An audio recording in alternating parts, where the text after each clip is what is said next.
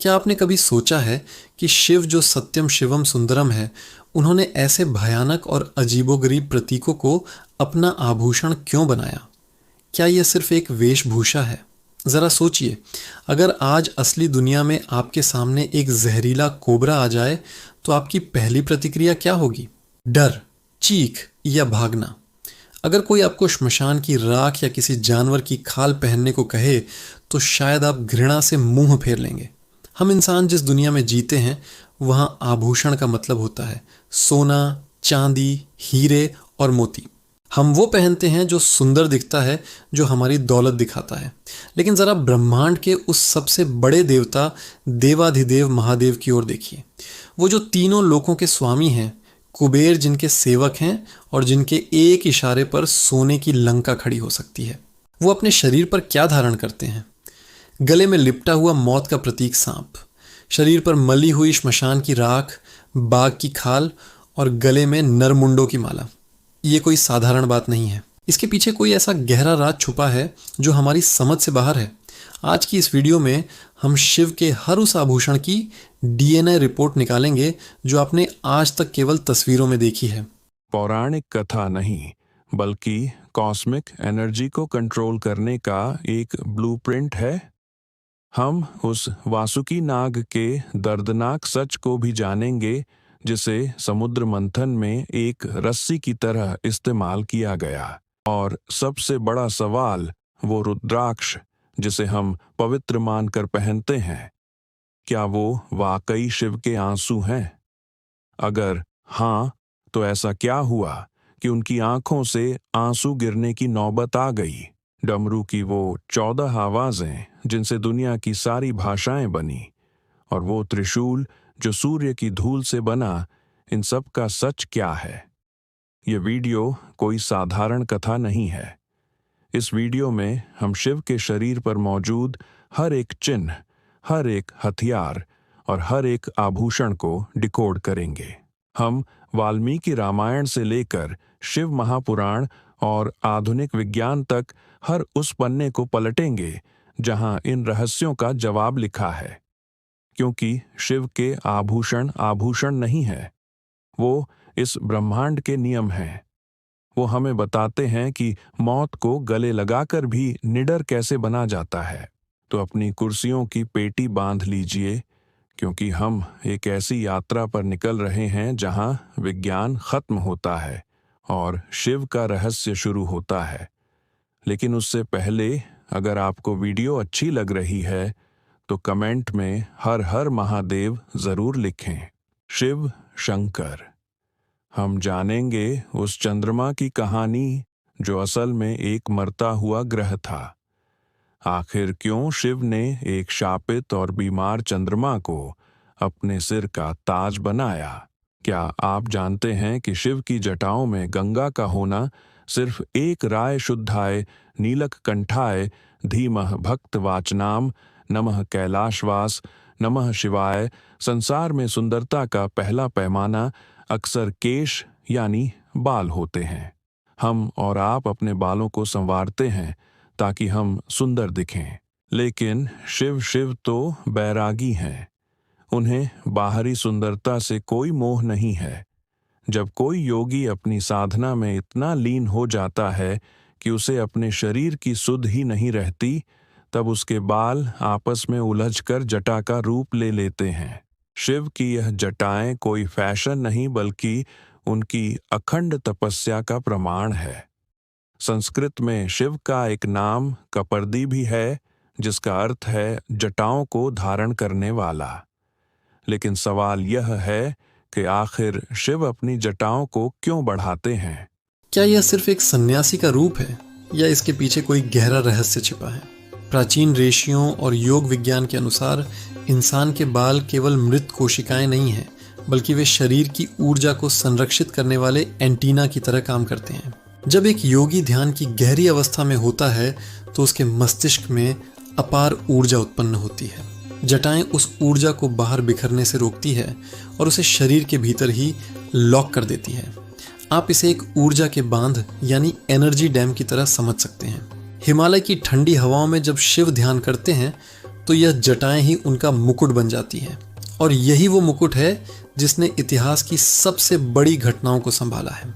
सोचिए, अगर शिव की यह जटाएं इतनी विशाल और मजबूत ना होती तो क्या वो आकाश से गिरती हुई उन्मुक्त गंगा के वेग को रोक पाती? क्या वो एक मरते हुए शापित चंद्रमा को अपने अंदर छिपा पाती? शिव की जटा झूठ का रहस्य यही है, यह नियंत्रण का प्रतीक है। तो चलिए अब जरा पास से देखते हैं शिव की इन जटाओं के भीतर छिपे उस सबसे बड़े रहस्य को जिसने धरती को विनाश से बचाया, गंगा का अवतरण। अब तक हमने देखा कि शिव की जटाएं कोई साधारण बाल नहीं बल्कि एक ऊर्जा का बांध है। लेकिन इन जटाओं की असली परीक्षा उस दिन हुई जब स्वर्ग की सबसे शक्तिशाली नदी गंगा ने धरती पर उतरने की ठानी। वाल्मीकि रामायण और महाभारत की कथाओं में राजा भगीरथ का उल्लेख मिलता है, जिनके पूर्वज कपिल मुनि के श्राप से भस्म हो चुके थे। उनकी राख को मुक्ति देने का केवल एक ही उपाय था, स्वर्ग से गंगा का जल। भगीरथ ने ब्रह्मा जी की घोर तपस्या की, जिससे ब्रह्मा जी प्रसन्न हुए और गंगा को धरती पर भेजने के लिए तैयार हो गए। लेकिन यहाँ एक बहुत बड़ी समस्या थी। गंगा का वेग, उनका प्रवाह इतना प्रचंड था कि अगर वे सीधे स्वर्ग से धरती पर गिरती तो पृथ्वी उनके भार से चकनाचूर होकर पाताल में समा जाती। यह एक प्रलय को निमंत्रण देने जैसा था। गंगा को अपने इस वेग पर बहुत अभिमान था। गंगा का यह अहंकार एक चुनौती था। धरती को बचाने के लिए किसी ऐसे की जरूरत थी जो इस असीम शक्ति को अपने ऊपर झेल सके, और पूरे ब्रह्मांड में वह क्षमता केवल महाकाल शिव के पास थी। भगीरथ की प्रार्थना पर शिव हिमालय की चोटी पर जाकर खड़े हो गए, शांत और स्थिर। उन्होंने अपनी जटाओं को फैला दिया और आकाश की ओर देखा। फिर वह क्षण आया जब आकाश गड़गड़ा उठा। गंगा एक भीषण गर्जना के साथ हजारों हाथियों के बल के समान वेग से स्वर्ग से नीचे गिरी। उनका इरादा शिव को वहां ले जाने का था, लेकिन जैसे ही वे शिव के सिर को छूने आई, एक चमत्कार हुआ। शिव ने गंगा के उस तूफानी प्रवाह को अपनी घनी और उलझी हुई जटाओं में कैद कर लिया। गंगा का पानी उन जटाओं की भूल भुलैया में ऐसा खो गया कि उसे बाहर निकलने का रास्ता ही नहीं मिला। जिस गंगा ने सोचा था कि वे सब कुछ नष्ट कर देंगी, वे शिव के सिर पर एक बूंद बनकर रह गईं। कई वर्षों तक गंगा शिव की जटाओं में घूमती रही और इसी दौरान उनका सारा अहंकार, सारा क्रोध शांत हो गया। जब गंगा का वेग टूट गया और वे निर्मल हो गई, तब भगीरथ की विनती पर शिव ने अपनी एक जटा को हल्का सा निचोड़ा।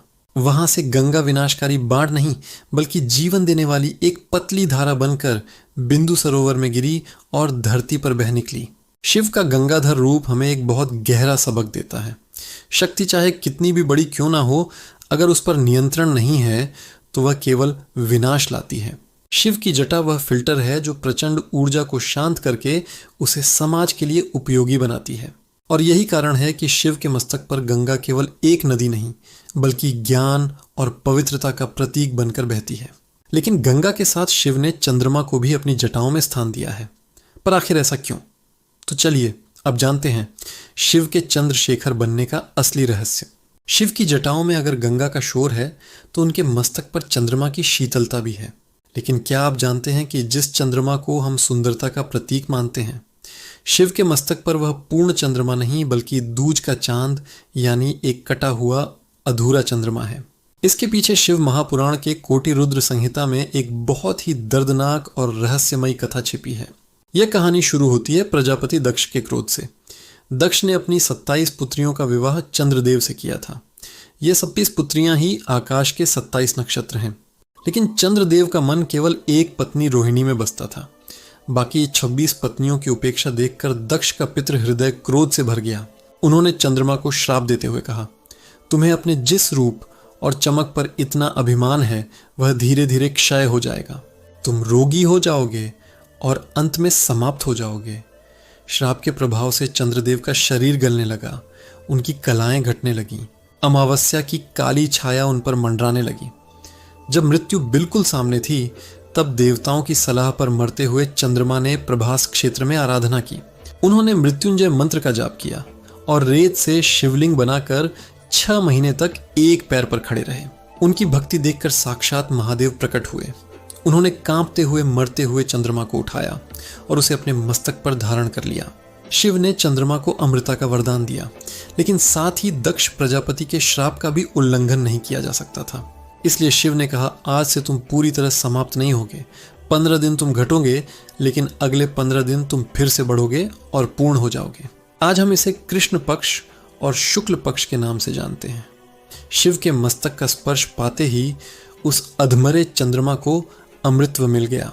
इसी कारण शिव को चंद्रशेखर कहा जाता है, यानी वह जिसके शिखर अर्थात सिर पर चंद्र हो। लेकिन शिव ने सिर्फ चंद्रमा को ही शरण नहीं दी, बल्कि एक ऐसी चीज को भी गले में लपेट लिया जिसे लोग मृत्यु का प्रतीक मानते हैं।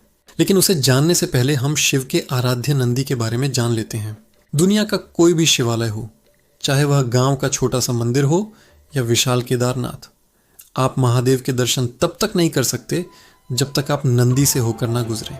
गर्भगृह के ठीक सामने नजरें जमाए बैठा यह बैल केवल पत्थर की मूर्ति नहीं है। इसके पीछे एक पिता की तड़प और एक पुत्र की अखंड तपस्या छिपी है। शिव महापुराण की शतरुद्र संहिता में एक अद्भुत कथा मिलती है। शिलाद मुनि जो ब्रह्मचारी थे, उन्हें भय था कि उनका वंश समाप्त हो जाएगा। उन्होंने एक ऐसी संतान चाही जो अयोनिज यानी जो गर्भ से न जन्मी हो और जिस पर मृत्यु का कोई वश न हो। इंद्रदेव ने हाथ खड़े कर दिए। शिलाद मुनि ने हजारों वर्षों तक शिव जी का तप किया। अंत में शिव के आशीर्वाद से यज्ञ कुंड की अग्नि से एक दिव्य बालक का जन्म हुआ, जिसका नाम नंदी रखा गया। लेकिन कहानी यहाँ खत्म नहीं होती। नंदी जानते थे कि वह साधारण नहीं है। उन्होंने बचपन में ही निश्चय कर लिया कि वह शाश्वत शिव के चरणों में रहेंगे। उन्होंने भुवन नदी के किनारे ऐसी घोर तपस्या की कि उनका शरीर पत्थर जैसा कठोर और मन पानी जैसा निर्मल हो गया। उनकी समाधि देख शिव को आना पड़ा। शिव ने नंदी को गले लगाया और उन्हें वह स्थान दिया जो देवताओं को भी दुर्लभ है। शिव ने कहा, नंदी तुम मेरे वाहन नहीं, मेरे गण अध्यक्ष हो। तुम मेरे परिवार के मुखिया हो। जहां मैं हूं वहां तुम हो। तुम्हारी अनुमति के बिना कोई भी, यहां तक कि काल भी मेरे पास नहीं आ सकता। नंदी का अर्थ ही है आनंद देने वाला। यही कारण है कि हर मंदिर में नंदी की स्थापना ठीक शिवलिंग के सामने एक सीधी रेखा में होती है। समुद्र मंथन में देवता और दानव अमृत के लिए साथ आए थे, लेकिन जैसे ही मंदराचल पर्वत घूमा, गहराइयों से विनाशकारी झर हलाहल बाहर आया। यह विष इतना भयानक था कि इसकी लपटों से देवता और दानव मूर्छित होने लगे। न विष्णु न ब्रह्मा, कोई भी उस विष की ताप को सहन कर सके। शिव ने संसार को बचाने के लिए विष का प्याला उठाया।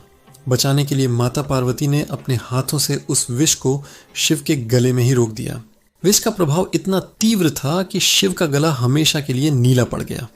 उस दिन से महादेव का नाम नीलकंठ पड़ गया। शिव को हम आशुतोष कहते हैं, जो जल्दी प्रसन्न होते हैं, लेकिन उनका श्रृंगार साक्षात मौत है, एक फन फैलाया हुआ विषधर कोबरा। शिव के गले में लिपटा यह सांप कोई साधारण जीव नहीं, बल्कि नागराज वासुकी हैं, जिन्हें समुद्र मंथन में रस्सी की तरह इस्तेमाल किया गया था। वासुकी का शरीर पर्वत की चट्टानों से रगड़ खाकर लहूलुहान हो गया था, लेकिन सृष्टि के कल्याण के लिए उन्होंने उफ तक नहीं की। वासुकी को डर था कि गरुड़ उन्हें खा ना जाए। तब महादेव ने कहा, वासुकी तुमने संसार के लिए पीड़ा सही है, आज से तुम मेरे गले का आभूषण बनोगे। अब न तुम्हें गरुड़ का भय होगा और न ही ठंड का। वैज्ञानिक दृष्टि से देखें तो सांप एक शीत रक्त यानी कोल्ड ब्लडेड जीव है, जिसे गर्माहट की जरूरत होती है। वहीं शिव हमेशा ध्यान में रहते हैं, जिससे उनके शरीर में प्रचंड ऊर्जा और ताप यानी गर्माहट रहता है। इसलिए सांप शिव के शरीर से लिपटे रहकर शांति पाते हैं। लेकिन इसका आध्यात्मिक अर्थ इससे भी गहरा है। सांप भय और मृत्यु का प्रतीक है। इंसान सबसे ज्यादा डरता है सांप से यानी मौत से। शिव उस सांप को आभूषण बनाकर यह संदेश देते हैं कि मैं काल और मृत्यु से परे हूं। उन्होंने मौत को अपने गले लगा रखा है, इसलिए वह मृत्युंजय है। योग विज्ञान में यह सांप हमारी रीढ़ की हड्डी में सोई हुई कुंडलिनी शक्ति को दर्शाता है। जैसे सांप कुंडली मारकर बैठता है, वैसे ही इंसान के मूलाधार चक्र में अपार ऊर्जा सोई होती है। शिव के गले का नाग उस जागृत ऊर्जा का प्रतीक है जो योगी के नियंत्रण में है। नाग के अलावा एक और जानवर है, लेकिन मृत, और वह है बाघ की खाल। आखिर ऐसा क्या हुआ कि शिव को एक बाघ को मारकर उसकी खाल पहननी पड़ी? तो चलिए अब इस रहस्य को भी जान लेते हैं। लेकिन उससे पहले अगर आपको वीडियो अच्छी लग रही है तो इसे एक लाइक जरूर करें। देवताओं की सभा में अगर आप नजर डालें तो सभी रेशमी वस्त्रों और स्वर्ण आभूषणों से लदे होते हैं। लेकिन कैलाश पर बैठे महादेव को देखिए, उनके शरीर पर ना कोई रेशम है, ना कोई जरी का काम। वे लपेटते हैं तो सिर्फ एक जानवर की खाल, बाघ की खाल। एक सन्यासी जो अहिंसा का पालन करता है, वह एक मरे हुए जानवर की खाल क्यों पहनता है? क्या शिव शिकारी हैं? नहीं, शिव शिकारी नहीं, बल्कि अहंकार के संहारक हैं। इस विचित्र वस्त्र के पीछे की कहानी हमें ले जाती है दारुकावन नाम के एक प्राचीन और घने जंगल में। वहां कुछ ऐसे शक्तिशाली आर्ष रहते थे जिन्हें अपने ज्ञान और कर्म कांडों पर घोर अहंकार हो गया था। उन्हें लगता था कि वे अपने यज्ञों से देवताओं को भी झुका सकते हैं। उनके अंदर से सच्ची भक्ति गायब हो चुकी थी। उनके इस अहंकार को तोड़ने के लिए भगवान शिव ने एक बहुत ही सुंदर युवा और दिगंबर सन्यासी का रूप धारण किया और उस वन में विचरण करने लगे। उनके इस अद्भुत और दिव्य तेज को देखकर आर्षियों की पत्नियां अपनी सुध बुध खो बैठीं। जब आर्षियों ने यह देखा तो उनका ईर्ष्या और क्रोध 7वें आसमान पर पहुंच गया। उन्हें लगा कि यह कोई साधारण ढोंगी है जो उनकी तपस्या भंग करने आया है। क्रोध में अंधे होकर उन आर्षियों ने अपनी सारी तपस्या की शक्ति लगा दी और एक भयानक अभिचार यज्ञ शुरू किया। उस यज्ञ की विनाशकारी अग्नि से एक विशाल मायावी और आदमखोर बाघ उत्पन्न हुआ। उसकी दहाड़ से पूरा दारुकावन थर्रा उठा। आर्षियों ने उस बाघ को आदेश दिया, जाओ और इस सन्यासी को चीर फाड़ कर खा जाओ। वो बाघ साक्षात मृत्यु बनकर शिव की ओर झपटा। लेकिन जो स्वयं महाकाल हो, उसका काल क्या बिगाड़ सकता है? शिव विचलित नहीं हुए। यह केवल एक माला नहीं है, यह शिव की उस करुणा का ठोस रूप है जो पत्थर बनकर जम गई है। संस्कृत में रुद्राक्ष शब्द का अर्थ ही इसकी उत्पत्ति की कहानी बयां करता है। यह 2 शब्दों से मिलकर बना है, रुद्र यानी शिव और अक्ष यानी आंसू। शिव महापुराण की एक कथा के अनुसार जब त्रिपुरासुर नामक राक्षस का आतंक तीनों लोकों में फैल गया तो देवताओं ने शिव से मदद मांगी। शिव ने अपनी आंखें बंद की और अस्त्र का संधान करने के लिए हजारों वर्षों तक ध्यान में लीन रहे। जब उन्होंने अंततः अपनी आंखें खोली तो संसार के दुख और पीड़ा को देखकर उनका हृदय द्रवित हो गया। उनकी कमल जैसी आंखों से कुछ गर्म बूंदे यानी उनके आंसू धरती पर गिरे।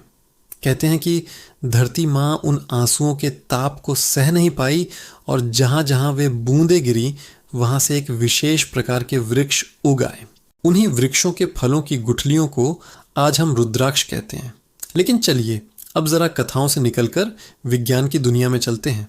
क्या रुद्राक्ष वाकई कोई चमत्कार है या प्रकृति का एक विज्ञान? जीव विज्ञान की भाषा में इस वृक्ष को एलियोकार्पस गनेट्रस कहा जाता है। यह मुख्य रूप से हिमालय की तलहटी, नेपाल और इंडोनेशिया के जंगलों में पाया जाता है।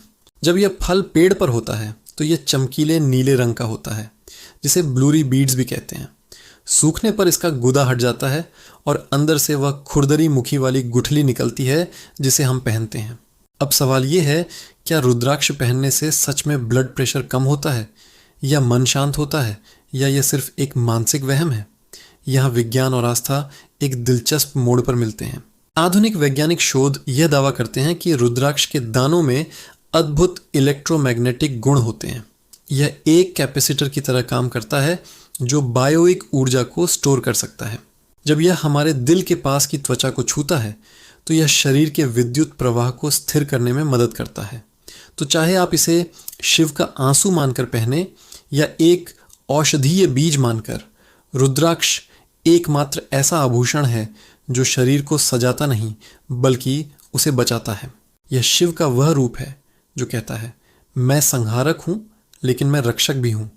और अगर संहारक की बात आ ही गई है तो उनके अस्त्र त्रिशूल को कैसे भूल सकते हैं? तो चलिए अब जानते हैं कि शिव जी को त्रिशूल किसने और क्यों दिया। रुद्राक्ष शिव की करुणा है तो त्रिशूल उनका अधिकार और दंड है। देवी देवताओं के हाथों में आपने तलवार, गदा या धनुष देखे होंगे, लेकिन महादेव के हाथ में हमेशा एक ही हथियार होता है, त्रिशूल।